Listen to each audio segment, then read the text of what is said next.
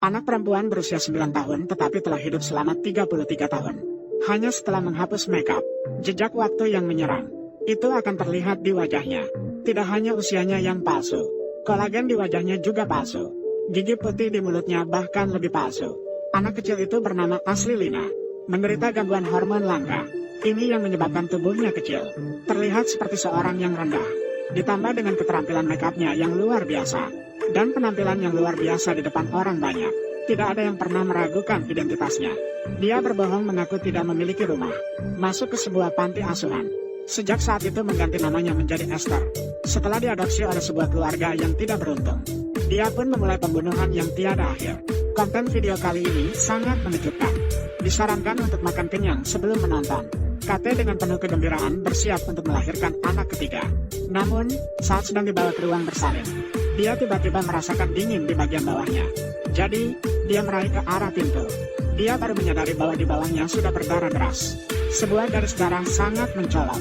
Namun, meskipun dia segera dibawa ke meja operasi, janin di dalam perutnya tetap saja meninggal. Peristiwa ini meninggalkan trauma psikologis yang sangat menakutkan bagi KP, sehingga setiap malam dia terbangun dari mimpi buruk. Banyak yang bilang perjalanan menuju kebahagiaan penuh tantangan. Putri kecilnya yang lahir sebelumnya, Max, terlahir tuli, tak terobati. Jadi, KT ingin melahirkan seorang putri yang sehat. Namun sekarang dia jelas sudah tidak bisa lagi.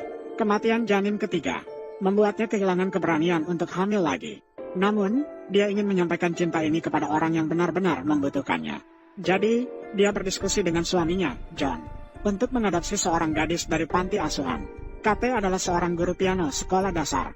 Suami Esther, John, adalah seorang insinyur pemanas air. Keduanya memiliki kemampuan seni yang sangat tinggi. Semua anak di panti asuhan bermain di lantai 1. Hanya Esther yang sendirian. Dia sedang menggambar dengan tenang di lantai atas.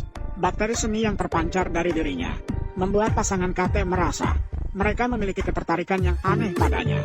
Setelah percakapan yang menyenangkan, pasangan itu semakin yakin Esther adalah putri yang mereka butuhkan. Maka mereka segera mengurus proses adopsi. Kepala panti asuhan mengatakan bahwa meskipun Esther pemalu, dia sangat cerdas. Dia adalah gadis kecil yang sangat istimewa. Dia sangat sopan. Dia sedikit seperti seorang putri kecil. Dia selalu mengenakan pita di leher dan tangannya. Kami ingin melepasnya, tapi dia selalu menolak. 3 minggu kemudian, proses adopsi berhasil diselesaikan. KT sangat puas dengan putri yang diberikan oleh Tuhan ini. Namun, dia tidak tahu bahwa putri ini akan membawa bencana besar bagi keluarganya. Meskipun Esther adalah anak angkat, tetapi KT telah menyiapkan kamar putri untuknya, yang lebih indah daripada milik putri kandungnya. Namun, dibandingkan dengan anggota keluarga lainnya, sambutan terhadap Esther, putra sulung Daniel, justru menunjukkan ketidaksukaan yang luar biasa.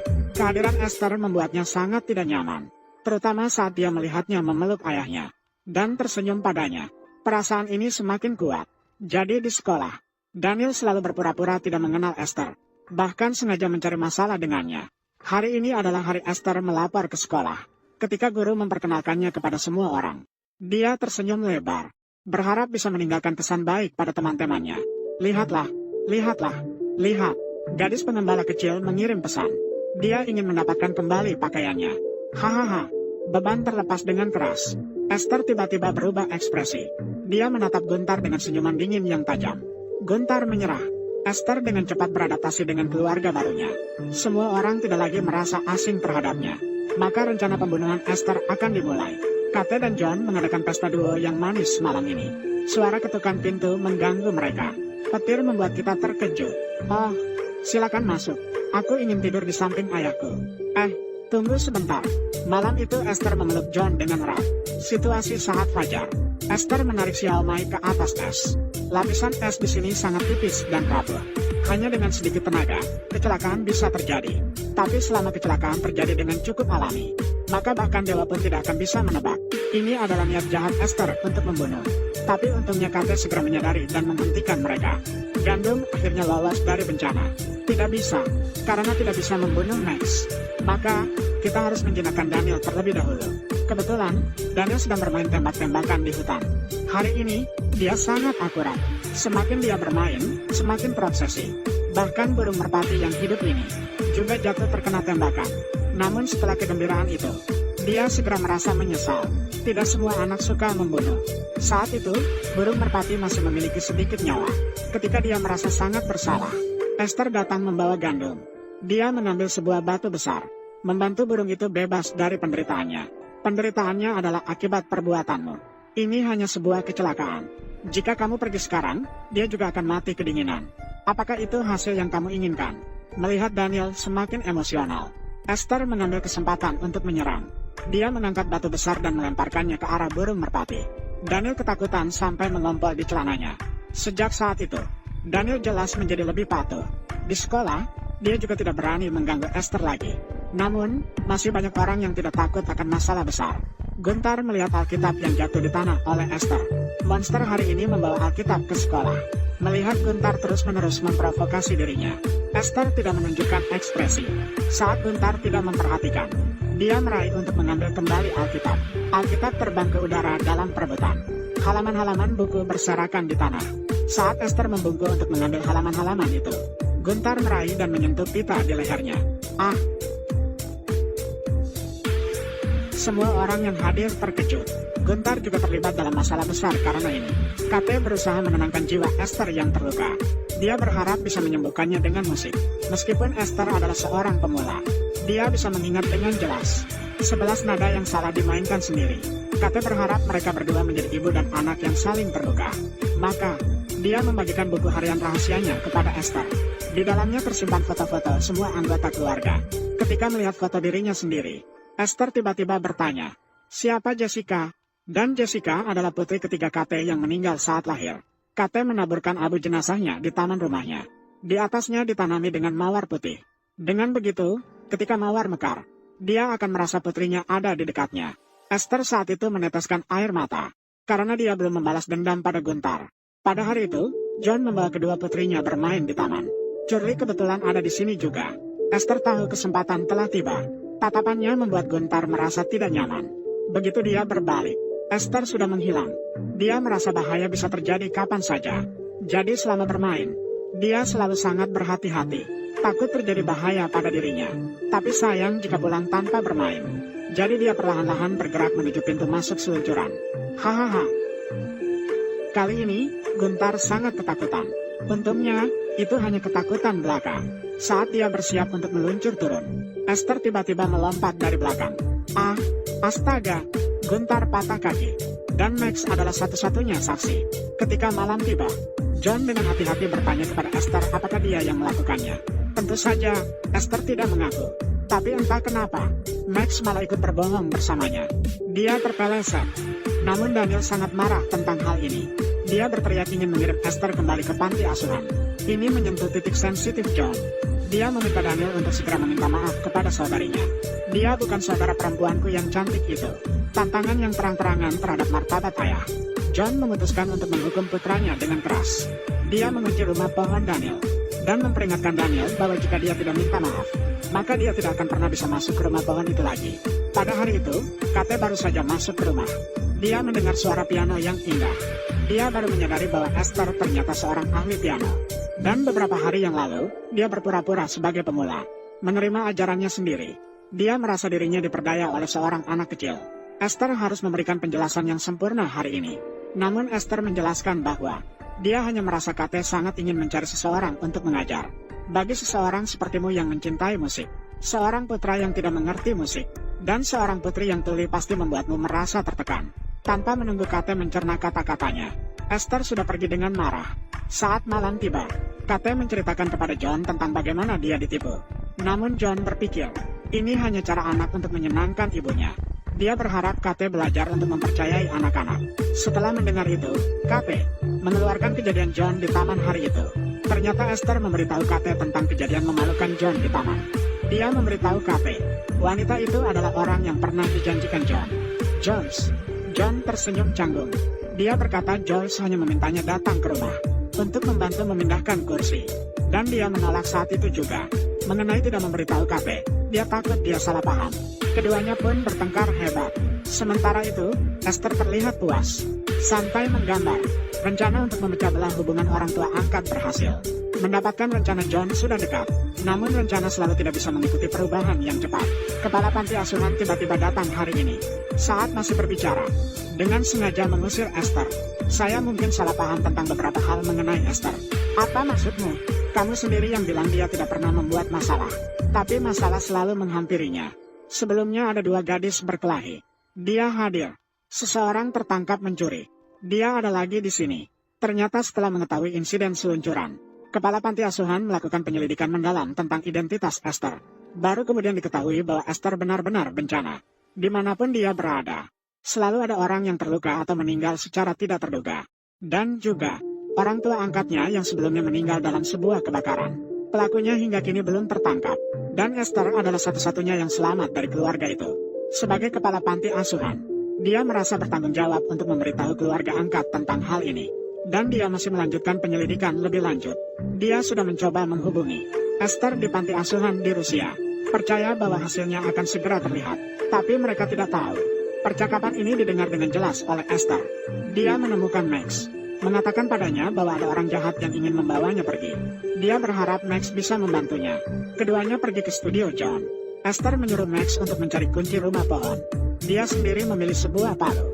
Tak lama kemudian, Max menemukan sekumpulan kunci. Esther mengeluarkan sebuah kunci yang mirip dengan kunci brankas. Dan benar saja, itu membuka brankas. Ada pistol di dalamnya. Apakah kamu ingin menyelesaikannya? Saat itu, Suster Abigail bersiap untuk kembali ke panti asuhan. Esther segera menarik Max dan mengambil jalan pintas untuk mengejarnya. Melihat mobil Suster Abigail yang akan lewat, Esther yang jahat malah mendorong Max keluar. Malang sekali, Max ketakutan hingga menangis keras. Suster Abigail segera berlari untuk memeriksa. Untungnya, tragedi tidak terjadi. Namun, tragedi segera terjadi. Esther mencabut gandum. Mereka bekerja sama menyeret Suster Abigail ke pinggir jalan untuk disembunyikan. Saat itu, Suster Abigail masih bernapas. Namun, Esther tidak akan membiarkannya bernapas dengan tenang. Dia mengayunkan palu dan memukulnya dengan keras. Darah memercik kemana-mana. Setelah 80 pukulan, Suster Abigail benar-benar meninggal. Kemudian, mereka berdua pergi ke rumah pohon. Esther dengan tenang menghapus noda darah di wajahnya. Lalu, dia memasukkan palu yang berdarah dan pakaian ke dalam tas. Kemudian, dia melepas sarung tangannya. Mereka menyimpannya bersama di dalam ruang tersembunyi. Baru setelah itu, dia punya waktu untuk menjelaskan kepada Max. Dia berkata bahwa suster jahat itu ingin membawanya pergi dari sini. Dia melakukan ini karena terpaksa. Kamu tidak akan melaporkanku, kan? Kamu adalah adikku. Aku tidak akan membiarkanmu mengalami hal buruk. Aku mencintaimu. Tenangkan Max dengan baik. Keduanya keluar dari rumah pohon. Adegan ini kebetulan dilihat Daniel. Dia segera bersembunyi di belakang batu. Untungnya tidak ditemukan Esther. Namun, saat malam tiba, Esther diam-diam mengendalikan Daniel di tempat tidur, mengarahkan pisau ke lehernya, menyuruhnya menjawab apa yang dilihatnya siang tadi. Daniel hampir saja ketakutan sampai mengompol. Dia pasti mengatakan bahwa dia tidak melihat apa-apa. Esther mengancamnya dengan mengatakan apapun yang kamu lihat, harus kamu telan kembali. Jika tidak, aku akan menunjukkan padamu apa itu kejam. Melihat Daniel benar-benar ketakutan sampai mengompol, Esther tahu tujuannya telah tercapai. Barulah dia melepaskan Daniel. Satu masalah belum selesai. Masalah lain muncul. Meskipun John tidak menganggap serius kata-kata Suster Abigail, namun Kate mulai curiga. Untuk berjaga-jaga, dia memutuskan untuk membawa Esther ke psikolog. Ternyata setelah melahirkan Daniel, Kate pernah memiliki riwayat mabuk yang singkat. Namun sejak keguguran anak ketiga, dia berhenti minum alkohol. Dan dia harus menemui psikolog sekali seminggu. Dan percakapan dokter dengan Esther segera berakhir. Kemudian mereka memanggil pasangan itu masuk. Dia menyatakan bahwa Esther adalah anak yang sangat normal. Dokter berpendapat bahwa yang bermasalah seharusnya adalah Kate. Dan penyebab masalah ini mungkin adalah alkoholisme. Ditambah dengan rasa bersalahnya terhadap Max yang lahir tuli. Ini membuatnya merasa bukan ibu yang baik. Oleh karena itu, beberapa emosi negatifnya muncul saat berinteraksi dengan Esther, tanpa disadari. Dan dokter juga mengatakan, Esther adalah anak yang cerdas, baik hati, dan penuh kasih. Seorang ibu seharusnya lebih sabar terhadapnya. Lebih banyak pemahaman. Kate juga mulai percaya. Mungkin ini benar-benar masalahnya sendiri. Namun, sebuah telepon dari panti asuhan sekali lagi membuat sarafnya tegang. Ternyata kepala panti asuhan tidak kembali ke panti setelah pergi hari itu. Berdasarkan jarak yang seharusnya, dia seharusnya sudah tiba sejak lama. KT merasa tidak enak, segera melapor ke polisi. Akhirnya, polisi menemukan mayat kepala panti di bawah sebuah jembatan. Sesuai prosedur, polisi meminta petunjuk dari keduanya. Namun, keduanya tidak memiliki petunjuk apapun. Polisi pulang dengan tangan kosong. Sementara itu, KT mengarahkan pandangannya ke arah lantai 2. Intuisi wanita itu memberitahunya, ini pasti ada hubungannya dengan Esther. Sementara itu, Esther sedang mengunci dirinya di dalam kamar, bermain dengan lampu ungu secara ritmis.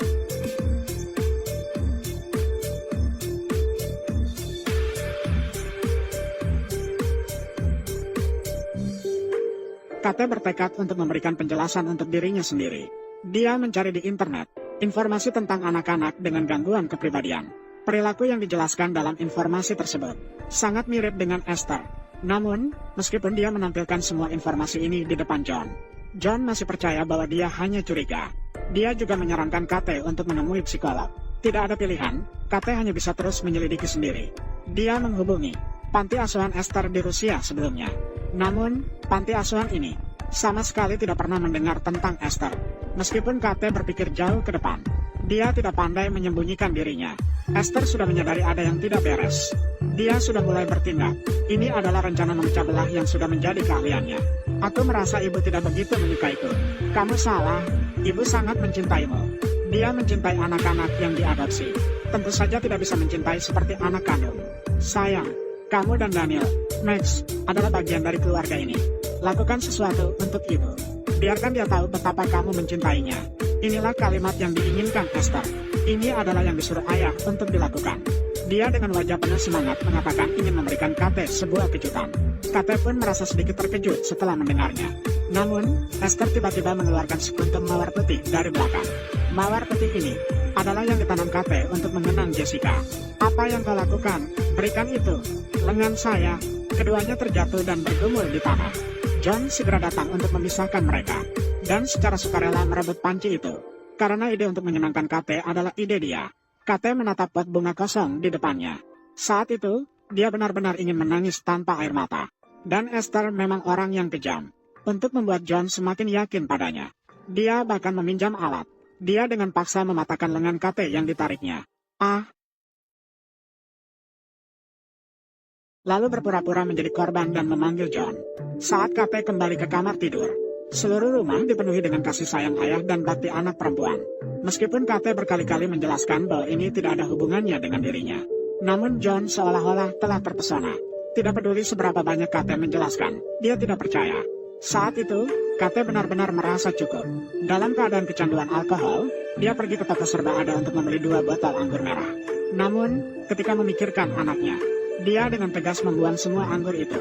Untuk keluarga, dia memilih untuk menahan diri dan tidak berkata apa-apa. Dia mengira semuanya akan berakhir di sini. Namun, dia jelas meremehkan kebengisan seorang yang jahat. Tepat di hari berikutnya, dia mengambil kesempatan saat KT turun dari mobil. Dia pergi ke kursi pengemudi, memindahkan gigi ke netral, melepaskan rem tangan. Mobil meluncur bebas dengan Max di dalamnya menuruni tanjakan. KT berlari sekuat tenaga sambil berteriak.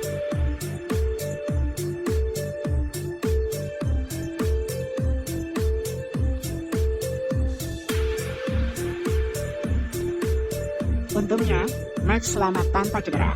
Namun, John berpikir, ini adalah akibat dari ketidakfokusan KT. Kali ini, dia mengundang psikolog ke rumah. Namun KT bersikeras bahwa dia sudah menarik rem tangan dengan benar. Ini pasti ulah Esther lagi. Namun John saat itu mengeluarkan sebuah botol kosong. Ini ditemukan oleh Esther. Saat ini KT sudah tidak bisa membela diri. Karena John sudah yakin itu adalah kesalahannya. Saya memberi kamu waktu 1 minggu untuk mempertimbangkan pergi ke panti rehabilitasi. Atau saya akan pergi bersama anak-anak. KT berusaha untuk menjaga keluarganya. Terpaksa setuju. Esther sangat puas dengan hasil ini. Namun Max tahu kebenaran dari seluruh kejadian ini. Dia kembali mengancam Max. Jika kamu berani membocorkannya, aku akan membunuh ibumu.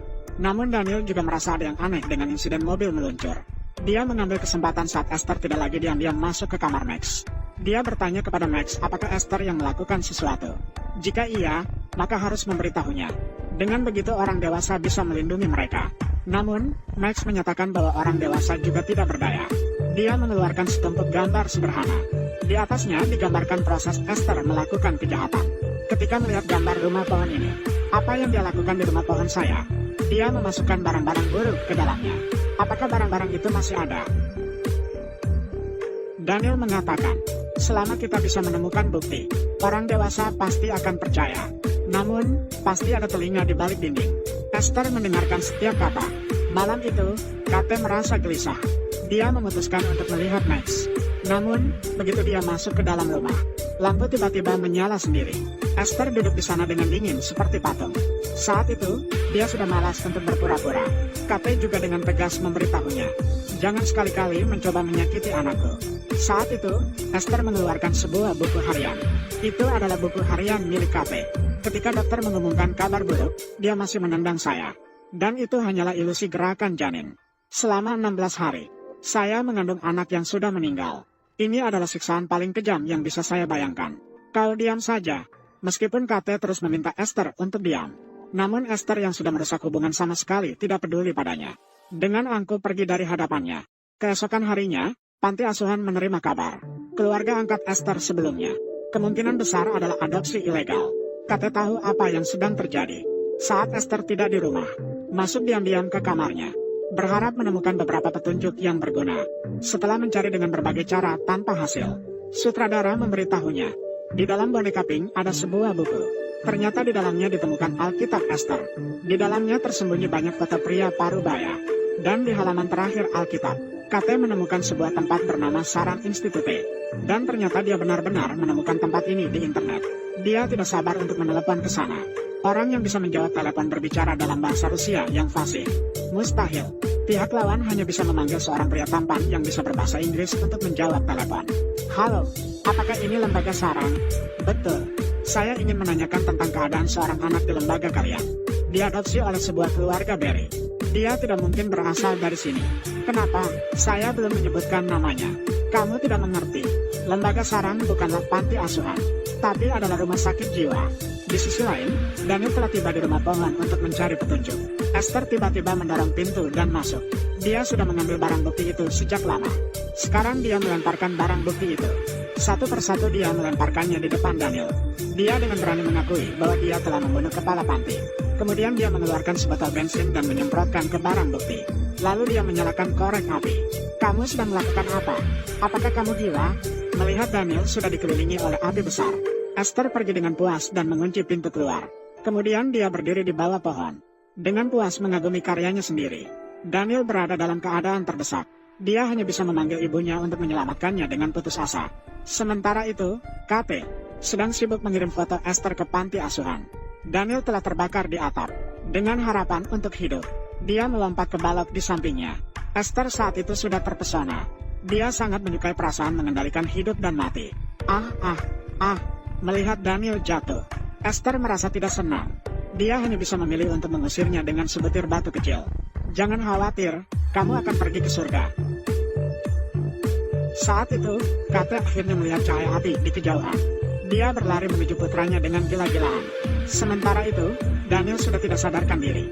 Saat itu, Kate ingin sekali memakan Esther hidup-hidup. Namun, untungnya pertolongan datang tepat waktu. Daniel selamat, namun cedera lehernya parah. Perlu dirawat di ETC untuk observasi. Kate memberitahukan informasi yang didapatnya dari panti asuhan Saran. Beritahu John. Namun, meskipun bukti sangat kuat, John tetap percaya bahwa Esther tidak bersalah. Saat mereka sedang bertengkar, Esther pergi sendirian dengan alasan membeli soda. Ekspresi di wajahnya seketika menjadi dingin. Ancaman Daniel ini tidak boleh dibiarkan.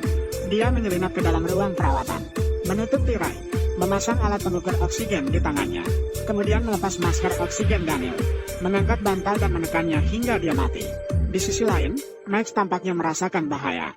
Dia segera berlari menuju orang tuanya, menggunakan bahasa isyarat untuk memberitahu mereka bahwa kakaknya dalam bahaya.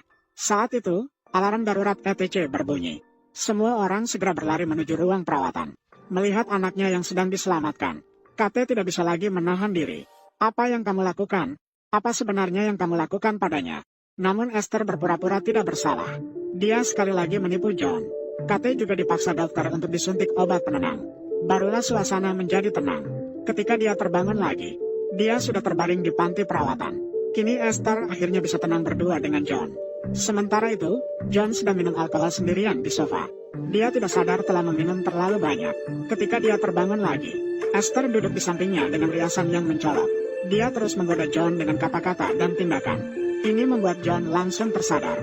Dia dengan keras menuduh Esther atas perilakunya yang tidak pantas. Dia memperingatkan Esther bahwa dia akan memanggil seseorang untuk mengirimnya pergi besok. Setelah mendengar itu, Esther pergi dengan acuh tak acuh ke kamarnya. Ini sangat melukai harga dirinya.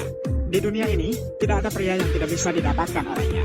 Karena yang tidak bisa didapatkan, semuanya telah dibunuh olehnya. Di sisi lain, Kate menerima panggilan balik dari panti asuhan. Pihak yang menghubungi adalah dokter yang merawat Esther. Ketika dia mengetahui bahwa Esther sedang bersama John, dokter segera menyuruhnya untuk menghubungi John untuk memindahkan keluarganya, lalu segera melapor ke polisi. Saat Kate bertanya-tanya mengapa harus melapor ke polisi, dokter mengungkapkan keadaan sebenarnya tentang Esther. Ternyata Esther bernama asli Lina, menderita gangguan hormon yang langka. Meskipun penampilannya terlihat seperti anak-anak, namun usia sebenarnya sudah 33 tahun. Dan dia adalah pasien paling agresif di panti asuhan. Rumah sakit untuk mencegahnya melukai staf, khusus membuatkan baju pembatas untuknya. Namun dia terus-menerus ingin melepaskan diri. Jadi, pergelangan tangan dan lehernya meninggalkan bekas luka. Inilah alasan mengapa dia selalu mengenakan pita. Dia sering berpura-pura menjadi gadis kecil untuk menipu orang. Sebuah keluarga di Asania mengadopsinya setelah tertipu. Dia gagal menggoda ayah angkatnya. Lalu dia membunuhnya dan seluruh keluarganya. Jika dia benar-benar Lina, kalian harus segera melarikan diri. Kate segera berlari pulang setelah mendengar itu. Saat itu, Esther juga menunjukkan wajah aslinya. Dia melampiaskan kemarahannya pada perabotan di dalam rumah. Dia sangat kejam saat berbalik. John juga mulai tenang saat itu. Dia naik ke atas untuk memeriksa keadaan Esther. Namun, di dalam ruangan hanya ada perabotan yang berantakan dan tidak ada orang. Saat dia mematikan lampu dan bersiap untuk pergi, lampu ungu di akuarium menarik perhatiannya. Dia mengatur kecerahan ke maksimum. Pemandangan di depannya mengguncang pandangannya. Dia baru menyadari bahwa Esther bukanlah orang baik.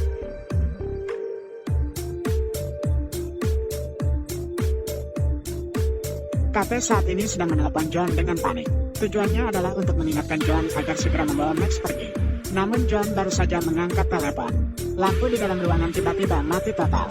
John pergi memeriksa sirkuit. Dia baru menyadari bahwa peralatan telah dirusak secara sengaja. Kate telah menelepon John sebanyak 800 kali. Namun tidak ada yang mengangkat. Dalam keadaan darurat, dia terpaksa melapor ke polisi. John yang tidak curiga masih perlahan mencari Esther. Tiba-tiba merasakan dingin di pinggangnya. Dia berbalik dan baru menyadari bahwa dia ditusuk oleh Esther. Esther saat ini sudah benar-benar gila. Dia menusuk John satu demi satu. Dan seluruh proses ini disaksikan dengan jelas oleh Max. Melihat dirinya ketahuan, Gandum berbalik dan berlari. Namun Esther tidak panik. Dia dengan tenang mengambil revolver dari brankas. Dalam situasi genting ini, Kate mengemudikan mobil masuk ke rumah. Kemudian, dia melihat John yang tewas mengenaskan. Namun, yang terpenting sekarang adalah menemukan Max. Dia mengambil senter. Dia mencari dengan hati-hati di setiap ruangan. Cahaya dalam kegelapan sangat mencolok. Esther menembak Kate dengan satu tembakan. Kate dengan panik mematikan senter. Dia meluncur ke kamar tidur dan membungkus lukanya dengan tabla meja. Saat itu, Esther sudah sampai di kamar tidur lantai 2. Namun, dia tidak menemukan sosok Kate. Kate sudah bersembunyi di luar jendela. Sementara itu, Max memanfaatkan kesempatan ini. Dia meluncur ke taman di lantai 1. Tanpa sengaja, dia menabrak sebuah pot bunga. Esther dan Kate mendengar suara itu secara bersamaan. Mereka berdua berlari menuju taman. Kate memberi isyarat kepada Max melalui jendela atap untuk bersembunyi dan tidak bergerak. Max mengerti maksudnya. Dia bersembunyi di tempatnya. Esther kemudian menemukan Kate di atap. Melihat Esther semakin dekat dengan posisi Max, Kate terpaksa berteriak, suruh dia berhenti. Sambil Esther tertegun, Gandum juga menggeser posisinya. Esther mengangkat senjata dan menembak dengan gila. Melihat putrinya dalam bahaya, Kate menghancurkan atap dan langsung jatuh ke bawah. Esther langsung pingsan karena terkena. Max baru berani keluar untuk memeriksa keadaan ibunya. Kate mengambil revolver itu. Jangan dipinggang. Mengangkat Max dan berjalan keluar. Mereka berlari di sepanjang jalan kecil menuju tepi danau. Polisi akhirnya tiba saat itu. Namun Esther tiba-tiba menghilang. Kate yang menggendong Max baru saja ingin menghela napas. Sebuah rasa dingin menyerang dari belakang. Keduanya terguling menuruni lereng. Kepala Kate terbentur keras di permukaan es. Esther melompat ke arah mereka, mengangkat pisau dan menusuk. Pertarungan antara wanita ini secara resmi dimulai. Esther yang memiliki tubuh kurang menguntungkan justru mengambil keuntungan. Saat ujung pisau hanya 2 inci dari KP, Max yang imut berani melangkah maju. Dia mengambil revolver, mengumpulkan tenaga dan mengarahkan. Menekan pelatuk, peluru tepat mengenai permukaan es. Es itu kemudian pecah. Kedua orang yang bertarung jatuh ke dalam air sekaligus. Pertarungan kemudian berlanjut di bawah air. Esther terus-menerus mengayunkan pisau dan menusuk. Kate dalam kepanikan memukul Esther dengan siku hingga pingsan. Esther akhirnya tidak melawan lagi. Kate juga berhasil merangkak kembali ke permukaan es. Namun kakinya tiba-tiba ditangkap oleh seseorang. Ternyata Esther masih hidup. Aku mohon padamu, jangan biarkan aku mati, Mami. Aku bukan Mami cantikmu. Iblis jahat ini akhirnya mendapatkan hukuman yang pantas. Kate dan putrinya berhasil diselamatkan oleh polisi. Tapi, apakah Esther benar-benar sudah mati?